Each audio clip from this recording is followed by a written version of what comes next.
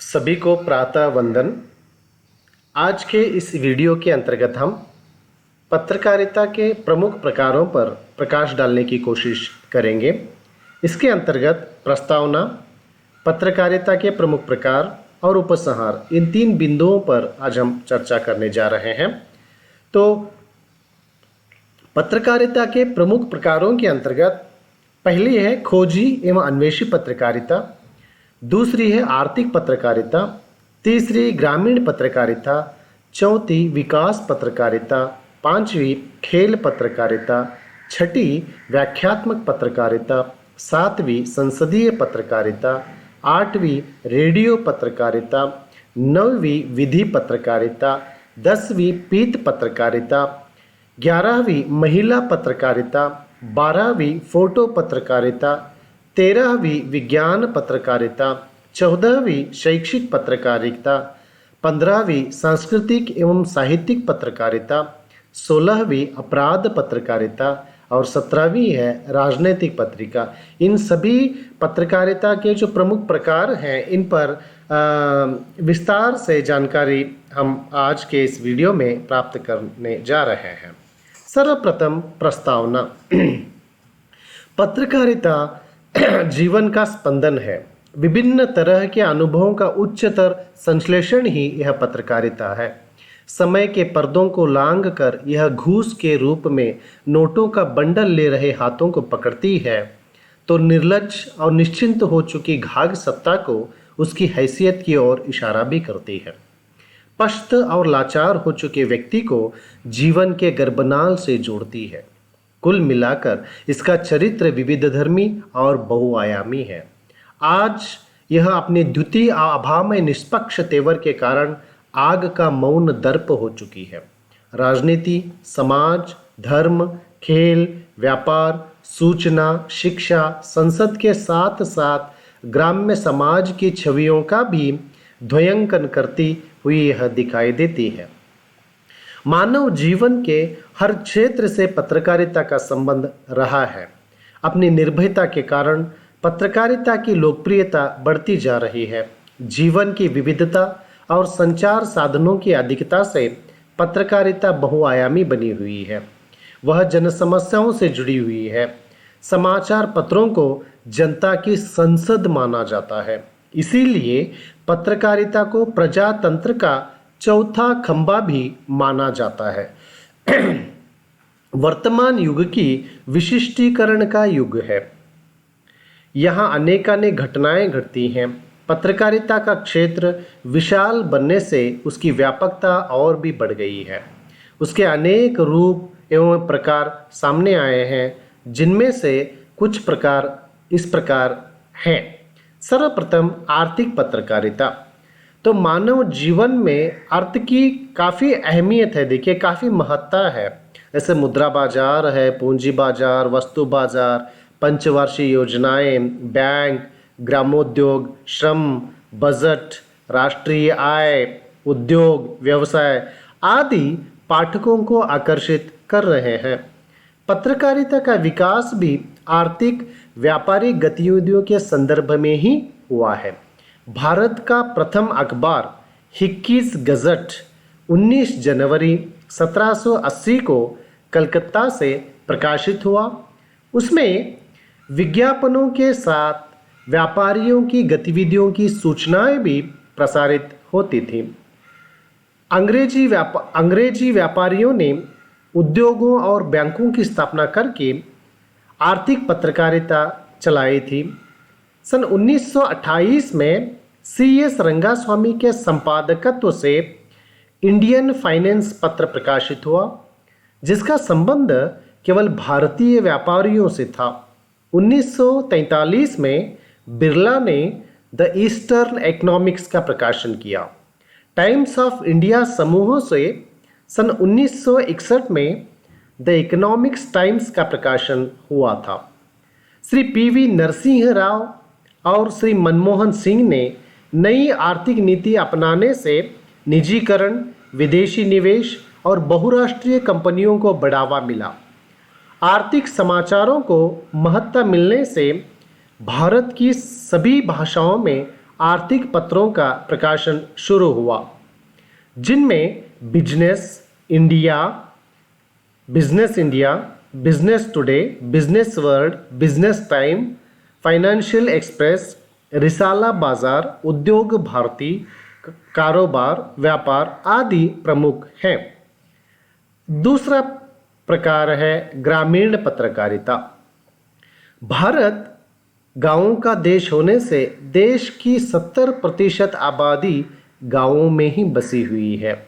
वहाँ पिछड़ापन है, संचार की रिक्तता भी है। समाचार पत्र शहरों में प्रकाशित होने से गांवों में नई चेतना और वैज्ञानिक विकास पत्रों द्वारा कम मात्रा में पहुंचा है। प्रसिद्ध पत्रकार गणेश शंकर विद्यार्थी ने कहा है, परंपरागत लोक कला, लोक संस्कृति, कुटीर उद्योग, ग्रामीण स्वास्थ्य, हरित और श्वेत क्रांति द्वारा गांव के संपूर्ण विकास हेतु समर्पित पत्रकारिता को ग्रामीण पत्रकारिता कहना उचित होगा। ग्रामीण जनता की समस्याओं का निवारण, कुप्रथाओं का पर्दाफाश, खेती के बारे में नवीन खोजों की जानकारी, खोज यानी रिसर्च, संशोधन, ग्रामीण उद्योगों को बढ़ावा देना आदि ग्रामीण पत्रकारिता के महत्वपूर्ण पहलू हैं या महत्वपूर्ण काम है। इसके माध्यम से यह पत्रकारिता ग्रामीण जीवन को सुधारने का, ग्रामीण भागों में जीने वाला जो किसान है, जो व्यक्ति है, वह उसका सर्वांगीण विकास करना ही इस ग्रामीण पत्रकारिता का मूल उद्देश्य रहा है। ऐसे आज भी देहातों में हम देखते जाते हैं कि ग्रामीण प्रदेशों में वैज्ञानिकता की बात को इतनी आसानी से वे स्वीकार नहीं करते हैं। परंपरागत जो आई कृषि पद्धति है, व्यापार पद्धति जो है, अपने कुटीर उद्योग जो है, वे उससे इस प्रकार जुटे हुए हैं कि किसी भी नई बात को इतने आसानी से वे स्वीकार नहीं करते हैं। तो ऐसे नई बातों से उन्हें अवगत कराकर, उसकी वैज्ञानिकता के बारे में उन्हें बताकर, उसकी वास्तविकता से उन्हें रूबरू कराकर उनका सर्वांगीण विकास करना ही इस पत्रकारिता का मूल उद्देश्य रहा है। तो देखिए, जिस पत्र से लघु उद्योग, नारी शिक्षा, पशुपालन, खेती, खाद्य, बीज, प्रौढ़ शिक्षा, परिवार कल्याण, परिवार नियोजन आदि से संबंधित जानकारी इन पत्रिकाओं में प्रकाशित होती है और उसे ही ग्रामीण पत्रकारिता के नाम से जाना जाता है। पत्रकारिता का तीसरा प्रकार है कृषि पत्रकारिता। आप सभी जानते हैं कि भारत एक कृषि प्रधान देश है और 80% जनता कृषि पर ही निर्भर है। विज्ञान के आविष्कार कृषि तक न पहुंचने से परंपरागत जो खेती है वह पिछड़ी हुई है। जैसे कि मैंने अभी आपको बताया कि कृषि के क्षेत्र में बहुत सारे आधुनिक उपकरण, संसाधन तैयार हैं, किंतु ग्रामीण भागों में रहने वाला जो किसान है वह आधुनिकता को उतने आसानी से स्वीकार नहीं करता। उसकी अधूरी जानकारी, अंधविश्वास, मौसम, खाद, बीज की अनभिज्ञता, इन्हीं से किसान आज त्रस्त है। वह पसीना बहाकर मेहनत तो करता है पर उसे उचित लाभ नहीं मिलता। कृषि पत्रकारिता कृषकों के हितों और लाभों से जुड़नी चाहिए, किंतु ऐसा नहीं हो रहा है। जो फसल उगाने वाला किसान है वो दिन रात मेहनत तो करता है लेकिन उसका पूरा मुआवजा उसे नहीं मिल पाता। इसमें कृषि अर्थशास्त्र, मृदा एवं कृषि रसायन, कीट शास्त्र, जीव विज्ञान, कृषि प्रसार, पशुपालन, दुग्ध व्यवसाय, भूमि संरक्षण, उद्यान शास्त्र, बाजार भाव, फसल रिपोर्ट, मंडी की ताज़ा खबरें, मंडी यानी बाजार की ताज़ा खबरें, मौसम समाचार आदि का इस कृषि पत्रकारिता में समावेश होता है। चौथा जो प्रकार है वह है अन्वेषण पत्रकारिता। अन्वेषण का अर्थ होता है खोज करना, संशोधन करना। जब किसी व्यक्ति, संस्था, संगठन अथवा अधिकारी से तथ्य यानी सत्य, जो वास्तविकता है, छिपाने की कोशिश की जाती है, तब पत्रकार, जासूस यानी CID जासूस, वकील अथवा जज की भूमिका निभाकर वह अन्वेषण करता है, खोज करता है, वास्तविकता के तहों में पहुंचने की वह कोशिश करता है। अमेरिका का वाटरगेट कांड खोजी पत्रकारिता के कारण ही सामने आया था। भारत में भी दिन ब दिन अनेकानेक कांड सामने आ रहे हैं जिनमें अन्वेषणात्मक पत्रकारिता का महत्वपूर्ण पात्र रहा है। व्याख्यात्मक पत्रकारिता। आधुनिक आविष्कारों के कारण आज समाचार तुरंत प्राप्त हो रहे हैं। केवल जानकारी से श्रेष्ठ श्रोता संतुष्ट नहीं होते। श्रोता माने सुनने वाला। इसीलिए संवाददाता क्या करता है, घटनाओं की गहराइयों में जाकर उसकी खोज करता है और विवेचन करता है। विवेचन करना ही नहीं बल्कि उस विवेचना का विश्लेषण से घटना से जुड़े सभी मुद्दों को वह हमारे सामने प्रस्तुत करता जाता है। व्याख्यात्मक पत्रकारिता से समाचारों का यथार्थ परिवेश समझ में आता है। तो व्याख्यात्मक पत्रकारिता किसी भी घटना को संपूर्ण रूप से उसकी तहों में जाकर, गहराई में जाकर उसकी जांच करने के पश्चात ही वह हमें विषय की जानकारी देने की कोशिश करती है। छठा प्रकार जो है पत्रकारिता का वह है विकास पत्रकारिता। तो विकास पत्रकारिता से तात्पर्य है आर्थिक विकास, समाज, राष्ट्र एवं विश्व की उन्नति के बारे में नई तकनीकें अपनाकर विकास पत्रकारिता काम करती है। तो विकास से तात्पर्य है अभिवृद्धि, यानी सर्वांगीण विकास, चाहे वह सामाजिक हो, आर्थिक हो, राजकीय हो। देश को प्रगति के पथ पर लेकर जाना ही इसका मूल उद्देश्य है। देश को आर्थिक रूप से सुदृढ़ बनाना ही इसका उद्देश्य है। दूरगामी परिणामों पर सोचकर, विचार कर गरीबी हटाओ, विकास योजनाएं का प्रचार, द्रुत गति विकास इसमें बहुत ही अपेक्षित है। केंद्रीय सरकार की पत्रिका योजना ये विकास पत्रकारिता का सबसे अच्छा उदाहरण है। उसके पश्चात संदर्भ पत्रकारिता।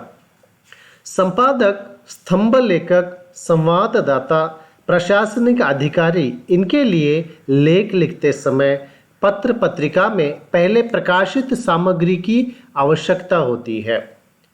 तब संदर्भ विभाग पुरानी कतरनों इन्हीं से सहायता ली जाती है। अनेक संदर्भों के माध्यम से, पुरानी कतरनों के माध्यम से आधार लेते हुए किसी भी बात को पुष्टि के लिए उसको संदर्भ वह संपादक या स्तंभ लेखक या संवाददाता देते जाता है। उसका आधार प्रूफ के तौर पर यह संदर्भ देना संपादक के लिए बहुत ही ज़रूरी होता है। बिना संदर्भ की किसी भी बात को कहना तर्कसंगत नहीं होता। उस पर कोई भी प्रश्न चिन्ह उठा भी सकता है पाठक। तो इसीलिए जो संपादक होता है, जो संपादकीय लिखता है, तो उस संदर्भ में वह कहाँ से वह सामग्री ली गई है, किस आधार पर वह उस बात की पुष्टि करते हैं, इसके लिए उसे संदर्भ देना बहुत ज़रूरी होता है। उसके पश्चात है संसदीय पत्रकारिता। संसद की जो कार्यवाही है उसके प्रकाशन के नियम 1956 के अंतर्गत रहकर संसद के राज्यसभा, लोकसभा तथा प्रादेशिक विधानसभाओं और विधान परिषदों की कार्यवाही की रिपोर्टिंग इसमें की जाती है। सदन की कार्यवाही के बारे में जनता जानना चाहती है। सामाजिक, आर्थिक, राजनीतिक आदि गतिविधियों की रिपोर्टिंग करते वक्त पत्रकारों को, जो पत्रकार है, उसे विशेष सावधानी बरतनी पड़ती है, क्योंकि लोकसभा, राज्यसभा, विधानसभा, विधान परिषद में जो निर्णय लिया जाता है उस निर्णयों सही जो निर्णय है, जो अंतिम निर्णय है, उस निर्णय को ही लोगों तक पहुंचाने का काम यह पत्रकार करते जाता है। अधूरी जानकारी देना बहुत ही खतरे का काम होता है। इसीलिए पत्रकार संपूर्ण जानकारी प्राप्त करने के पश्चात ही जो सच्चाई है, वहाँ पे जो निर्णय लिया गया है, उस निर्णय को लोगों तक पहुँचाने का काम इस संसदीय पत्रकारिता के अंतर्गत होता है। विज्ञान पत्रकारिता।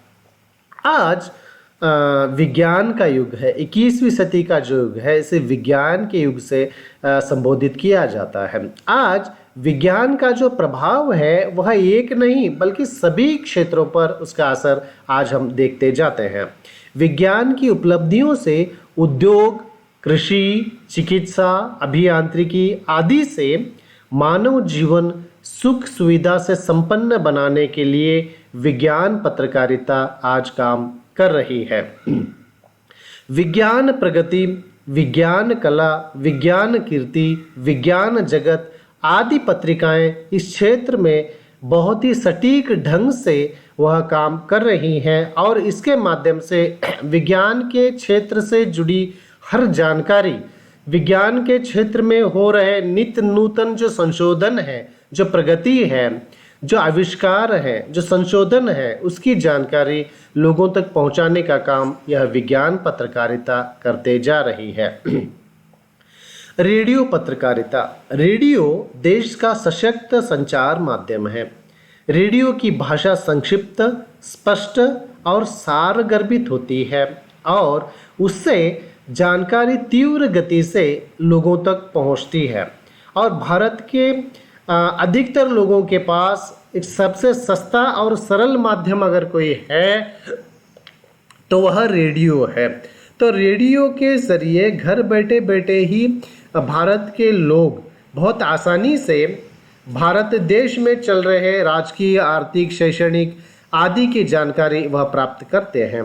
इससे प्रसारित समाचार बहुत ही विश्वसनीय और उपयोगी होते हैं। इसमें कृषि है, बाजार है, खेल है, विज्ञान है, तंत्रज्ञान है आदि सभी विषयों की जानकारी बहुत ही विश्वसनीय रूप से हम इस रेडियो पत्रकारिता के अंतर्गत प्राप्त करते हैं। दूरदर्शन पत्रकारिता। इसके संप्रेषण से देखने और सुनने का आनंद मिलता है। रेडियो के माध्यम से केवल हम सुन पाते हैं, लेकिन दूरदर्शन एक ऐसा साधन है जिसके जरिए हम देख भी सकते हैं और सुन भी सकते हैं। भारत में 15 सितंबर 1959 को दिल्ली में दूरदर्शन का प्रारंभ हुआ। समाचारों की अधिकता और प्रामाणिकता तथा मनोरंजन के साथ सांस्कृतिक, साहित्यिक, ज्ञानवर्धक कार्यक्रमों का प्रसारण इससे होता है। देश की अखंडता, एकता और जीवन मूल्यों का पोषण दूरदर्शन से हो रहा है।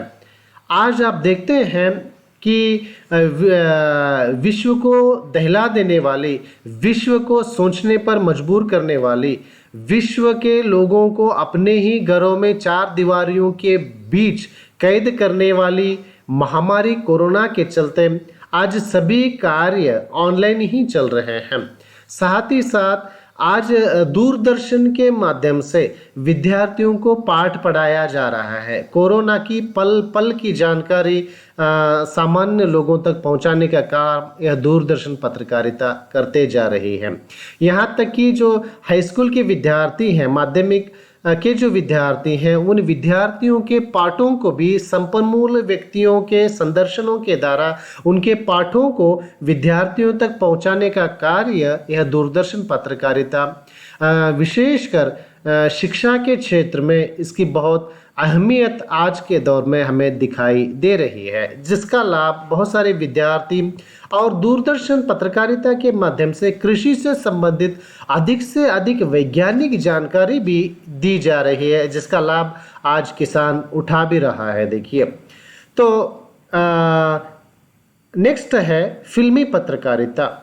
मंच पत्रकारिता से फिल्मी पत्रकारिता का जो आरंभ है वह 1931 में हुआ। फिल्मी कलाकारों की लोकप्रियता बढ़ने से उनकी निजी जीवन के किस्से, रोमांस, रोचक सामग्री लोग पढ़ना चाहते हैं और आज दुनिया में ऐसा कोई व्यक्ति नहीं है जो फिल्म देखना नहीं चाहता। फिल्म केवल मनोरंजन का काम ही नहीं करते, बल्कि समाज की जो वास्तविकता है, समाज की जो सच्चाई है, समाज का जो कड़वा सच है, उस सच को सामने लाकर समाज में समाज के लोगों को चेताने का, समाज में नैतिक मूल्यों को घड़ने का कार्य भी यह फिल्म पत्रकारिता करते जाती है। फिल्मों के माध्यम से समाज में जागृति लाने का कार्य भी चल रहा है। फिल्मों की समीक्षा, फिल्म उद्योग, फिल्म समाचार, पत्र पत्रिकाओं से प्रकाशित होते हैं। फिल्म से संबंधित अधिक से अधिक जानकारी आज इस फिल्म पत्रकारिता के माध्यम से हम प्राप्त करते जाते हैं, जो हमारे आर्थिकता से जुड़ा हुआ भी एक अंग है। देखिए, नेक्स्ट है बाल पत्रकारिता। बालक देश का भविष्य है। दर्पण और मुस्कुराहट होते हैं, उनका सम्यक विकास, जिज्ञासा की शांति। तो देखिए, जो भारत देश है, देश की मूल बुनियाद ही भारत बच्चे होते हैं। अगर बच्चों का सर्वांगीण विकास होता है, वह शारीरिक एवं मानसिक रूप से जब सुदृढ़ होते हैं, तो तभी तो एक सुदृढ़ देश का निर्माण किया जा सकता है। खासकर जो छोटे बच्चे होते हैं, जो बालक होते हैं, उनमें किसी भी विषय को, चाहे वह किसी भी क्षेत्र से जुड़ा हुआ विषय क्यों न हो, वह जानने की इच्छा बच्चों में, बालकों में बहुत अधिक होती है। उनके जिज्ञासा की शांति और मनोरंजन के लिए बाल पत्रकारिता काम करते जा रही है। आप समाचार पत्रों में कार्टून्स देखते जाते हैं, उसमें विशेषकर आजकल कुछ पत्रिकाएं ऐसी हैं जो बाल विशेष के लिए ही अलग पृष्ठों में पूरा बालकों से संबंधित ही जानकारी जिसमें होती है। जैसे छोटे छोटे चुटकुले होते हैं, जोक होते हैं, कार्टून्स होते हैं, और उसमें एक बोध कथाएं भी हमें वहाँ पे देखने को मिलती हैं। देश प्रेम का बीजारोपण, कार्टून से मनोरंजन, कोमल भावनाओं का विकास आदि के लिए जैसे बाल सखा, शिशु, बालकम, चंदा मामा जैसे अनेक पत्रिकाएं आज इस क्षेत्र से जुड़कर काम कर रही हैं, जो बच्चों के मनोरंजन के लिए, मनोरंजन के साथ ही साथ उन्हें नैतिक पाठ पढ़ाने के लिए या उनके शारीरिक रूप से सुदृढ़ता के लिए उन्हें क्या करना चाहिए, मानसिक शांति के लिए उन्हें क्या करना चाहिए, खेल कूद आदि की काफ़ी विस्तृत जानकारी इस बाल पत्रकारिता के माध्यम से दी जा रही है। नेक्स्ट है फोटो पत्रकारिता। घटना की विश्वसनीयता फोटो से बढ़ती है। कहीं भी कोई घटना अगर घटी है तो वह लिखने से बेहतर है कि हजारों शब्दों में लिखने से अधिक जानकारी एक फोटो से मिलती है, ऐसा कहा जाता है, जिसमें उस घटना की विश्वसनीयता भी बढ़ती जाती है। आज के दौर में वैज्ञानिक उपकरण, प्राकृतिक दृश्य, फैशन शो आदि के फोटो सच्चाई को ज्यों के त्यों प्रस्तुत करते हैं। इसके लिए एक कुशल फोटोग्राफर की आवश्यकता होती है। चीनी लोकोक्ति है, देखिए, 10,000 शब्दों वाले विस्तृत विवरण की अपेक्षा एक आकर्षक और प्रतिभाशाली चित्र अधिक उपयुक्त होता है, जो अधिक से अधिक जानकारी पाठकों को देने की कोशिश वह करते जाता है। फोटो पत्रकारिता के माध्यम से फोटो पत्रकारिता पाठकों को अपने ओर आकर्षित करने का एक जरिया भी है। नेक्स्ट है महिला पत्रकारिता। आज महिलाएं पुरुष के कंधे से कंधा मिलाकर वे काम कर रही हैं। आज देश का कौन सा भी क्षेत्र, चाहे वो शैक्षिक हो, आर्थिक हो, सामाजिक हो, राजनीतिक हो, सांस्कृतिक हो, खेल जगत हो, क्या ज्ञान विज्ञान से जुड़ा हुआ क्षेत्र हो या तंत्र ज्ञान से जुड़ा हुआ क्षेत्र हो या पत्रकारिता का क्षेत्र हो, ऐसा कोई भी क्षेत्र आज अछूता नहीं रहा है जहाँ पे स्त्रियाँ काम नहीं करती हों। और पुरुषों की अपेक्षा स्त्रियाँ बहुत ही ईमानदारी से इस जिम्मेदारी का निर्वाह करती हैं, कहा जाए तो ज्यादती नहीं होगी।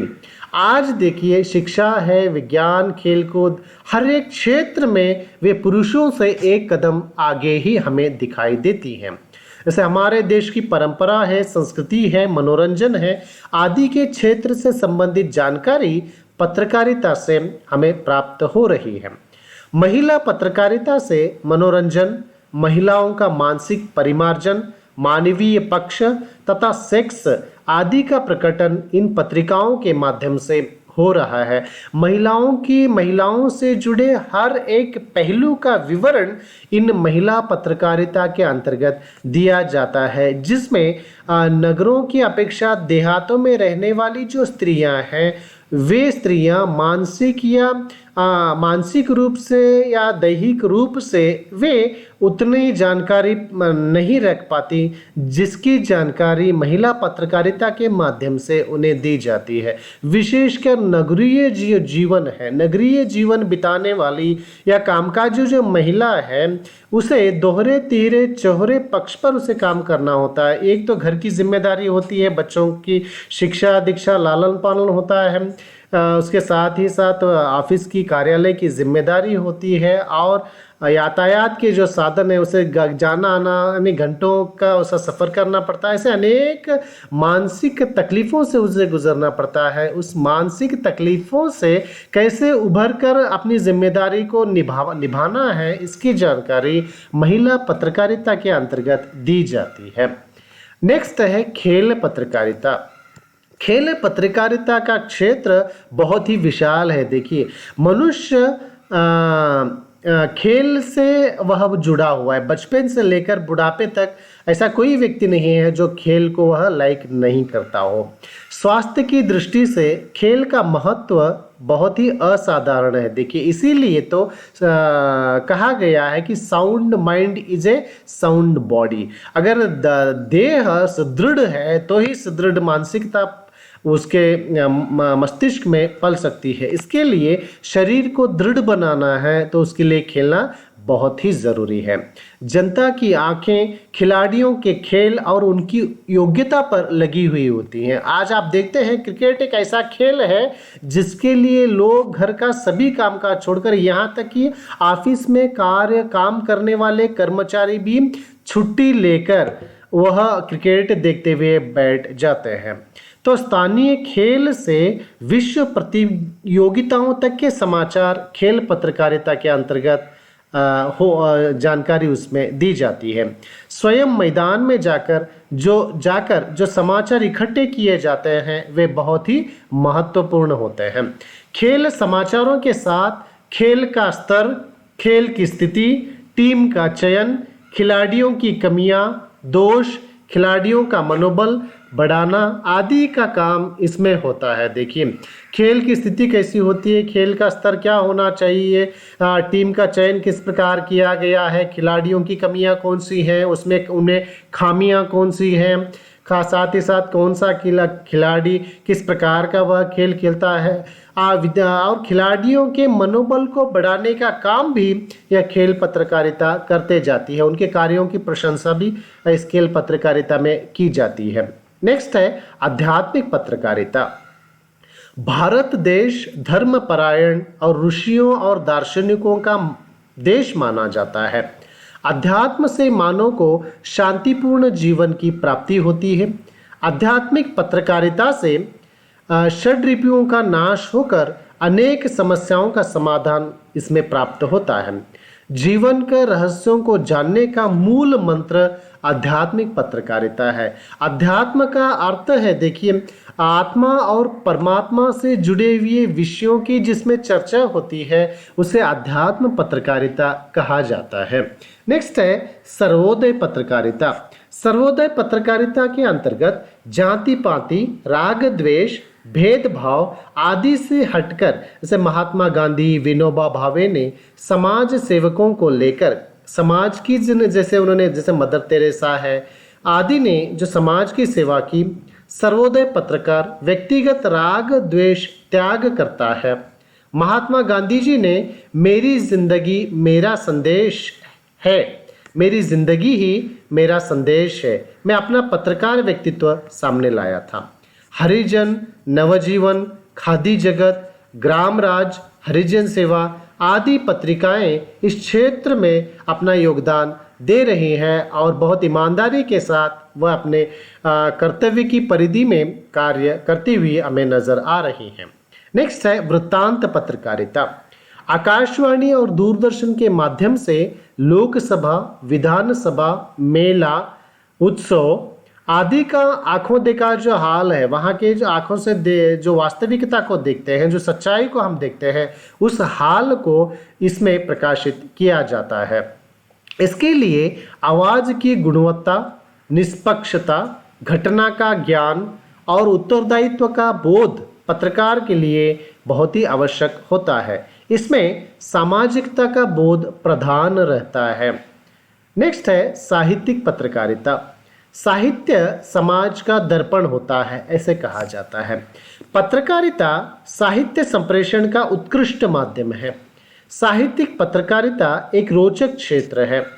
साहित्य क्षेत्र की जो गतिविधियां, नए प्रकाशन, नई जो किताबें प्रकाशित होती हैं, आलोचना से संबंधित किताबें जो प्रकाशित होती है, जैसे संक्रमण, जैसे आज के इस दौर में कोरोना का संक्रमण पूरे विश्व को अंधेरे में डाल दिया है कि हर एक व्यक्ति को वह चार दीवारियों के भीतर कैद कर रखा है। इस संक्रमण जैसे कोरोना जैसे महामारी, साहित्यकारों से भेंट वार्ता, जुल्म के विरुद्ध जोखिम आदि इस पत्रकारिता में आते हैं।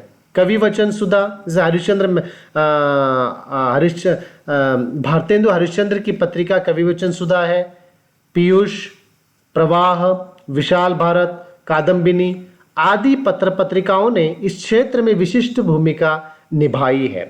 प्रत्येक पत्रकार अंशतः साहित्यकार और साहित्यकार थोड़ा सा पत्रकार भी होता है, और ये होना भी चाहिए। कुशल पत्रकार साहित्यकार से भिन्न नहीं होता। साहित्यकार और पत्रकार की दृष्टि केवल समाज को सही दिशा निर्देश करने की होती है। समाज को प्रगति के पथ पर बाधा बनने वाली जो अंध प्रथाएं हैं, उन प्रथाओं को रोककर लोगों में एक जागृति लाकर देश की बुनियाद को मजबूत करना ही पत्रकार और साहित्यकार का अहम लक्ष्य होता है। शैक्षिक पत्रकारिता। NCERT ने इस पत्रकारिता को विकसित करने का प्रयास किया है। शैक्षिक पत्रकारिता शैक्षिक प्रवृत्तियों, शिक्षा जगत की घटनाओं तथा शैक्षिक समस्याओं को जनसंचार माध्यम से जनता तक पहुंचाती है। शिक्षा क्षेत्र में सौहार्द वातावरण की निर्मित करना और वैचारिक चेतना को विकसित करने का काम यह पत्रकारिता करते जाती है। हास्य व्यंग्य पत्रकारिता। मनुष्य के जीवन में हास्य व्यंग्य का होना अत्यंत आवश्यक है। इसीलिए भारतेंदु हरिश्चंद्र ने हास्य व्यंग्य पत्रकारिता की शुरुआत हरिश्चंद्र चंद्रिका से की थी। आज अनेक पत्र पत्रिकाओं में हास्य व्यंग्य का स्तंभ रहता है। होली पर व्यंग्य विनोद विशेषज्ञ अधिक मात्रा में निकलते हुए हमें दिखाई देते हैं। अब ब्रेल पत्रकारिता। अंध व्यक्तियों के लिए लुई ब्रेल ने विशेष लिपि का निर्माण किया है। ठाकुर विश्वनारायण सिंह ने भारत में ब्रेल पत्रकारिता का प्रचार किया। शिशु आलोक पत्रिका दृष्टिहीनों के लिए प्रकाशित भारत की प्रथम पत्रकारिता है। आज अनेकानेक ब्रेल पत्रिकाएं प्रकाशित होती हुई हम देखते जाते हैं। भित्ति पत्रकारिता। भित्ति पत्र में स्थानीय शिकायतें, सूचना, आंदोलन आदि के विशेष समाचार देखने को मिलते हैं। जैसे रूस, चीन, ऑस्ट्रेलिया में इसका प्रचलन आज तेजी से बढ़ता हुआ हमें नजर आता है। स्कूल तथा कॉलेजों में भित्ति पत्रक सुवाच्य अक्षरों में, सुवाच्य यानी सुंदर अक्षरों में लिखे जाते हैं, सुंदर और स्पष्ट अक्षरों में लिखे जाते हैं। विकसनशील देशों में यह पत्रकारिता प्रभावशाली साबित हो रही है। आंतरिक पत्रकारिता। विज्ञान युग में सूचना की क्रांति आकाश स्थित ग्रहों और उपग्रहों पर आधारित है। अंतरिक्ष यान धरती की परिक्रमा लगाते हुए धरती की आंख और कान बने हुए हैं, यानी आकाश में, आकाशगंगा में जो भी चल रहा है उसकी पल पल की जानकारी हमें इसके माध्यम से मिलते जाती है। इनकी सहायता से लेख, समाचार, फोटो, विज्ञापन एक राष्ट्र से दूसरे राष्ट्र में तुरंत भेजने में सहायता मिलती है। संचार क्रांति के युग में अंतरिक्ष पत्रकारिता का महत्वपूर्ण योगदान रहा है। पीत पत्रकारिता। उत्तेजना तथा सनसनीखेज यानी संशोधन वातावरण की निर्मित पीत पत्रकारिता से होती है। अमेरिका के जोसेफ पुल्तिजर पीत पत्रकारिता के जनक माने जाते हैं। उत्तेजनात्मक, हिंसात्मक और विस्मयकारी समाचारों को इसमें महत्ता मिलने से यह पत्रकारिता जगत को कलंकित करती है। सस्ती लोकप्रियता इसका उद्देश्य रहा है। सांस्कृतिक पत्रकारिता। भारतीय संस्कृति जगत में असाधारण रही है। भारतीय जनता की सांस्कृतिक अभिरुचि, सांस्कृतिक गतिविधियां, परंपराएं, इन्हीं का समावेश इसमें होता है। विभिन्न क्षेत्रों और प्रदेशों में स्थित परंपराएं, प्रवृत्तियां, उनका रहन सहन, खान पान आदि का लेखाजोखा इस पत्रकारिता में प्रस्तुत किया जाता है। इतना ही नहीं, हर एक क्षेत्र से जुड़ा, हर एक प्रदेश विशेष की संगीत, वहाँ का नृत्य, क्रीड़ा, रंगमंच आदि का समावेश भी इसमें होता है। अगर स्पष्टतः कहा जाए तो संस्कृति, भारत की जो विभिन्न संस्कृति है, अलग अलग संस्कृति है, उस संस्कृति की गरिमा को बनाए रखना ही इस सांस्कृतिक पत्रकारिता का महत्व उद्देश्य है। वीडियो पत्रकारिता, तो वीडियो पत्रकारिता में सच्चाई की अधिकाधिक खबरें एवं सनसनीखेज की खबरें प्रकाशित होते हमें जाती हैं। तो इस वीडियो पत्रकारिता के माध्यम से सच्चाई को सामने लाने का कार्य किया जाता है। फिल्म है, राजनीति, खेल आदि के अंतर्गत वीडियो पत्रकारिता का स्थान आज बहुत ही महत्वपूर्ण बन चुका है। बिना वीडियो के फिल्म है, राजनीति है, खेल है, उसका आनंद देश उठा नहीं पाता, देश का कोई भी व्यक्ति उठा नहीं पाता है। इंटरनेट पत्रकारिता, संगणक की अद्भुत क्षमता ने इंटरनेट पत्रों को प्रभावित किया है। गूगल न्यूज ने एक साथ अनेक समाचार पोर्ट्स को जोड़कर दुनिया की घटनाओं को कुछ ही पलों में दर्शाने का, यानी दिखाने का उपक्रम आज चल रहा है। इंटरनेट पत्रकारिता सशक्त रूप में हमारे सामने आ रही है। अनेक समाचार पत्र अपनी इंटरनेट आवृत्तियां निकाल रहे हैं और जिनसे केवल अपने प्रदेशों में स्थित न रहकर पूरी दुनिया में उस घटना की जानकारी को वह प्रसारित करने का काम आज कर रही हैं। पर्यावरण पत्रकारिता, आदिम काल से मानव की प्रकृति के प्रति गहरी संवेदना मनुष्य की रही है। वह पेड़ पौधे, जीव जंतु, दवा, पानी, नदी, पहाड़, सागर, इन्हीं प्राकृतिक साधनों के साथ संतुलन रखकर पर्यावरण की रक्षा करना चाहता है। लेकिन आज के इस 21वीं सदी के दौर में, ग्लोबलाइजेशन के दौर में, विश्व बाजारीकरण का जो दौर है, इस दौर में मनुष्य इतना आधुनिक हो गया है कि पर्यावरण से वह दूर जाने की कोशिश कर रहा है, जिसका नतीजा आज उसे भुगतना भी पड़ रहा है। यह आप और हम सब देख भी रहे हैं। ये पर्यावरण पत्रकारिता का काम केवल वायु, जल, भूमि, ध्वनि आदि प्रदूषणों की जानकारी देना ही नहीं है, बल्कि गंभीर संकट से अवगत करके मानव को पर्यावरण की सुरक्षा और संरक्षण के लिए प्रेरित करना भी रहा है। शुद्ध पर्यावरण सजग पत्रकारिता से ही संभव है, कहा जाए तो ज्यादती नहीं होगी। अपराध पत्रकारिता, भौतिकवादी दृष्टि, स्वार्थ, अनैतिकता से मानव मूल्य परास्त होकर अपराध प्रवृत्ति बढ़ रही है। जनता भी अपराध संबंधी जो समाचार हैं उसे जानने के लिए उत्सुक रहते हैं। पत्रकारिता का कर्तव्य है कि वह आपराधिक घटनाओं की छानबीन करके वास्तविक रूप ही सामने लाए, कर्तव्य पालन की सीख समाज को दे, जिससे समाज सामाजिक मूल्यों का वह रक्षण कर सके। साक्षात्कार पत्रकारिता, गद्य विधाओं में साक्षात्कार अथवा भेंट वार्ता को महत्वपूर्ण स्थान है। संगीत महारथी विष्णु दिगंबर पुलुस्कर का साक्षात्कार चंद्रधर शर्मा गुलेरी ने सन 1905 में लिया था।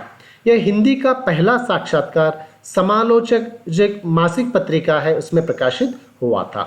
साक्षात्कार पत्रकारिता के लिए संवेदनशीलता, अनुभूति की गहराई, उस विषय की पूरी जानकारी उन्हें होना जरूरी होता है। ऐसे जो अनुभूति की गहराई होना बहुत ज़रूरी होती है। साथ ही साथ भाषा का तीखापन, शैली की सजीवता, आत्मीयता, वास्तवता की आवश्यकता उसमें होती है। आज हिंदी पत्रकारिता ने अनेक महत्वपूर्ण साक्षात्कार प्रकाशित किए हैं। तो इस प्रकार हम आज की इस वीडियो में पत्रकारिता और उसके जो प्रमुख प्रकार हैं उस पर प्रकाश डालने की कोशिश की है। अतः उपसंहार के अंतर्गत हम कह सकते हैं तो इस प्रकार पत्रकारिता अपने विविध प्रकारों के चलते समाज में घटित घटनाओं को यथाशीघ्र एवं तथ्यों सहित वह चित्रों या वीडियो के माध्यम से जन सामान्य तक पहुंचाने का एक सराहनीय कार्य कर रही हैं, जिसमें निडर पत्रकारों की भूमिका काफ़ी अहम है। तो ये जो कार्य कई दशकों से यह पत्रकारिता करती आ रही है। पत्रकारिता आज समाज में घटित घटनाओं को ही नहीं बल्कि सामाजिक, आर्थिक, राजनीतिक, सांस्कृतिक, ऐतिहासिक, वैज्ञानिक, शैक्षणिक आदि गतिविधियों की जानकारी भी हमें देती जाती है। समाज को अधोगति की ओर ले जाने वाली जो खोखली परंपराएं हैं, जैसे अखंड भारत को भीतर ही भीतर दीमक की तरह खोखला करती हुई जो परंपराएं हैं, जो अंधविश्वास हैं, उन अंधविश्वासों की सच्चाई से लोगों को रूबरू कराकर उनमें वैज्ञानिक मानसिकता जगाकर देश को प्रगति पथ की ओर अग्रसर करने वाले मानसिकता का निर्माण करना, नैतिक मूल्यों को लोगों में गढ़ते जाने का कार्य भी है पत्रकारिता आज के संदर्भ में करती हुई हमें दिखाई देती है। तो समाज का एक सशक्त आईना यह पत्रकारिता है कहा जाए तो ज्यादती नहीं होगी। तो आज के इस वीडियो में इतना ही बस है। धन्यवाद।